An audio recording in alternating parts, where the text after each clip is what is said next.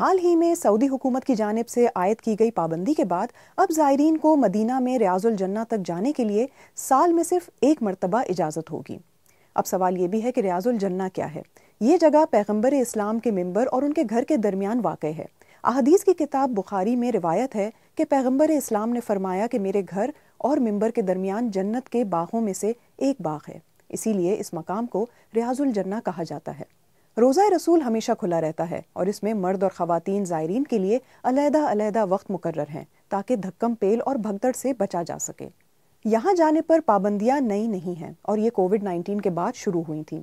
اسی دوران سعودی حکومت کی جانب سے 2 ایپس توکلنا اور نسک بنائی گئی تھیں۔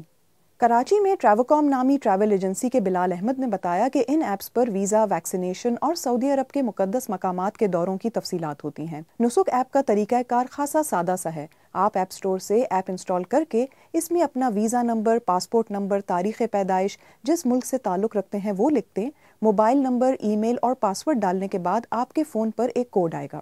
ان ایپس پر اندراج کے بعد زائرین کو وہ وقت بتا دیا جاتا ہے جب وہ ریاض الجنہ جا سکتے ہیں اور نوافل کی ادائیگی کر سکتے ہیں۔ خیال رہے کہ اس ایپ کے ذریعے اجازت حاصل کرنے میں وقت لگتا ہے اور اکثر لوگوں کو 1 سال سے زیادہ انتظار کرنا پڑ سکتا ہے۔ ایپ اکثر آپ کو تمام تر معلومات دینے میں وقت لگاتی ہے اور اسے ریفریش کرتے رہا کریں، اور جب وقت مل جائے تو کوشش کریں کہ اس سے 15 یا 20 منٹ پہلے اس جگہ پر پہنچ جائیں۔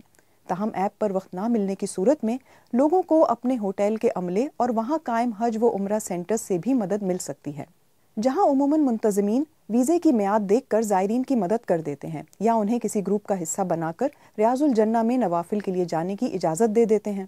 لیکن تجویز یہی دی جاتی ہے کہ نسک ایپ کے ذریعے اپنا پرمٹ حاصل کر لیا جائے۔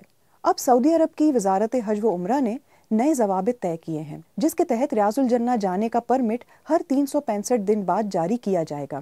یعنی اگر کوئی شخص ایک مرتبہ ریاض الجنہ جا چکا ہے تو اسے دوسری بار وہاں جانے کے لیے 1 سال انتظار کرنا ہوگا۔ یہ پابندی مقامی سعودی شہریوں اور ایسے غیر ملکوں سے آئے ہوئے لوگوں کے لیے ہے جو اقامہ حاصل کر کے سعودی عرب میں مقیم ہیں۔ ان مقامی زائرین کا ریکارڈ بھی توکلنا ایپ پر موجود ہوگا۔